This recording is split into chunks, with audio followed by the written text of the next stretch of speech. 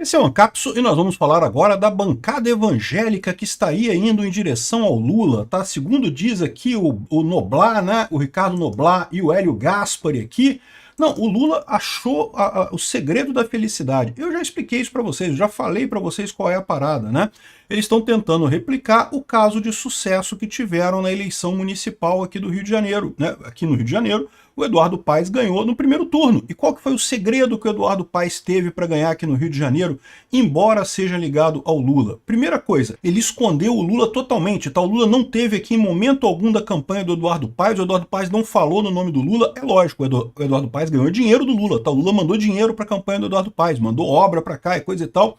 Mas o Eduardo Paes em momento algum falou o nome do Lula. Então o primeiro segredo do Eduardo Paes, esquecer o Lula. E segundo segredo do Eduardo Paes foi, embora ele seja aliado do Lula, foi justamente fazer aliança com as igrejas evangélicas aqui no Rio de Janeiro, né? E como eu falei para vocês, esse foi o único sucesso que o pessoal conseguiu achar na esquerda aqui nas eleições municipais.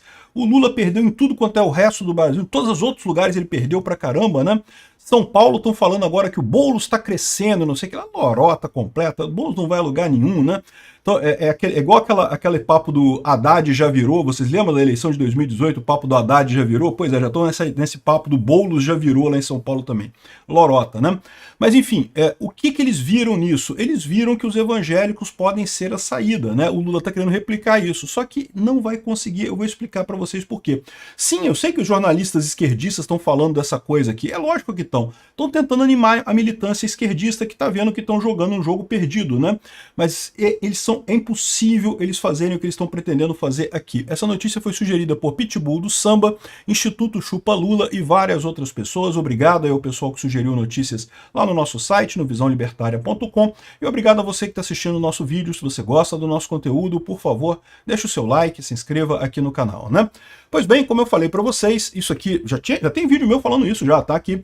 O que aconteceu, né? O Lula percebeu que a única vitória, entre aspas, que ele teve no primeiro turno foi o Eduardo Paes, que foi uma vitória meio sem graça. Por quê? Porque o Lula, o Eduardo Paes, ao contrário, isolou o Lula totalmente, não falou nada do Lula e coisa e tal, né? Mas de qualquer forma, não deixou de ser uma vitória da esquerda. O Eduardo Paes é do PSD, eu já falei para vocês, o PSD é a nova esquerda. O Lula já chegou à conclusão que ele vai apoiar o PSD, que a única coisa visível que ele consegue de sucesso é o PSD. E não deixa de ser uma coisa positiva, como eu falei, né? A janela de Overton está se movendo, o PSD é de esquerda, com certeza. É tão de esquerda quanto o Lula? É de extrema esquerda como o Lula? Não, não é de extrema esquerda. Você pode questionar ali se é só de esquerda, se é centro-esquerda e coisa e tal, mas o PSD está ali mais perto do centro, né? Então não deixa de ser um movimento da esquerda deixando de ser mais esquerdista para uma esquerda menos radical. É o que o Lula está propondo aqui, né? Só que o outro passo dessa história foi justamente o acordo com os evangélicos, né? E eu falei quando teve justamente esse caso aqui da reza do Ottoni de Paula lá em Brasília, que eu não sei nem se o Ottoni de Paula está realmente indo para o lado do Lula. Eu não estou dizendo isso não, tá, gente? O Ottoni de Paula, eu fiquei chateado com ele por ele ter apoiado o Eduardo Paes aqui no Rio de Janeiro, mas, de novo, o meu ponto central é justamente o fato de que o que aconteceu aqui no Rio de Janeiro, o Lula não consegue replicar no Brasil. Foi um caso muito particular. Por quê? Porque o Eduardo Paes já era ligado ao movimento evangélico antes. O Eduardo Paes sempre teve essa ligação com o movimento das igrejas evangélicas aqui do Rio de Janeiro. Então não é como se fosse uma novidade isso, não é uma coisa transplantada, como o Lula quer transplantar no governo dele. O Lula nunca teve ligação com a igreja evangélica, ao contrário, sempre criticou muito a igreja evangélica e agora quer transplantar esse negócio. Isso não vai dar certo, né? Então, assim, eu não sei se o Ottoni de Paula entrou nessa de propósito, se realmente está querendo apoiar o Lula ou não, mas o fato é, o Lula quer isso, o Lula quer replicar o segredo do Eduardo Paes, o Lula quer o evangélico do lado dele. E aqui estão entrando os jornalistas esquerdistas falando a mesma coisa. Não, que evangélicos começam a abrir a porta para Lula. Tchau, Bolsonaro. Bem-aventurados os pacificadores, será dele o reino dos céus, eu não sei o que lá, né? Aqui, ó, basta. Os líderes evangélicos mais influentes do Brasil, milionários donos de igreja, não aguentam mais permanecer tanto tempo distantes do governo federal. E por decisão deles mesmos, não do governo que lhes trancou a porta de entrada, né? Que lorota isso, né? Enfim, repara como é que o pessoal aqui, embora queira atrair os evangélicos, né, não deixa de mostrar um certo desdém, né? Líderes evangélicos influentes do país, milionários, donos de igreja, né? Ou seja, portanto que Bolsonaro os compreende e perdoe, mas nesse período de abstinência já deu para eles. Eles estão indo tudo pro lado do PT e não sei o que lá. O Lula não faz bem. Aí ele começa a botar um monte de salmos aqui, de indicações da Bíblia, que certamente o Noblar não faz nem ideia do que significa, né? E nessa ideia, mas a ideia aqui é isso, olha só. Até outro dia seria impensável o pastor criticar Bolsonaro em público e com acidez. O primeiro a fazê-lo foi Silas Malafaia, o mais ligado a ele. Malafaia o chamou de covarde omisso. E recentemente outro pastor criticou Bolsonaro, que foi o deputado Tony de Paula. Não, o Noblar, é o Tony de Paula o nome dele, né? E criticou também o Bolsonaro e não sei o que lá e coisa e tal, que representou a bancada evangélica. Agora, repara o que eu estou falando aqui.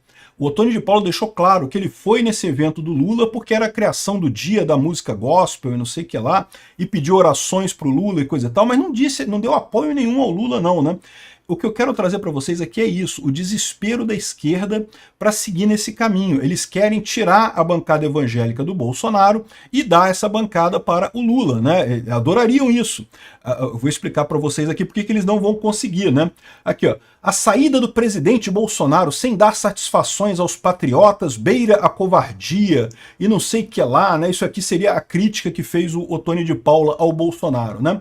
O que é uma crítica totalmente injusta, né? A gente sabe que Bolsonaro saiu porque se ficasse seria preso, né? Ou seja, não tem uma lógica essa crítica dele aqui. E ninguém tem feito mais para tentar resolver o problema do pessoal que foi preso lá no dia 8 de janeiro do que Bolsonaro, né? Mas enfim, o pessoal aqui tá nessa ideia, né? E aí eles até estão dizendo aqui, ó, o Lula tá falando aqui nessa... O Lula tá tentando emular, né? Tentando fingir que é evangélico, né? Ninguém foi mais à esquerda que Jesus Cristo. E aí pronto, já começou o problema, né? É o que eu explico para vocês. O Eduardo Paes... O cara é esquerdista, é terrível, é um mal do Rio de Janeiro, totalmente contra ele. Mas tem que reconhecer, o cara ele já era ligado ao meio evangélico muito antes. Quando ele entrou na política, ele já tinha essa ligação com as igrejas evangélicas aqui no Rio de Janeiro, né? O Lula está tentando imitar isso, está tentando emular, está querendo fazer de conta. Sabe quando vai o Haddad na igreja na véspera da eleição, ou o Lula aparece lá na igreja na véspera da eleição? Pois é, o pessoal percebe isso, cara. Quem é da igreja sabe quem é que está lá todo dia, quem é que realmente está do lado, né? E o Bolsonaro nunca negou ninguém. O Bolsonaro não é evangélico. Ele nunca disse que era evangélico. O Bolsonaro é cristão. A Michele Bolsonaro é evangélica.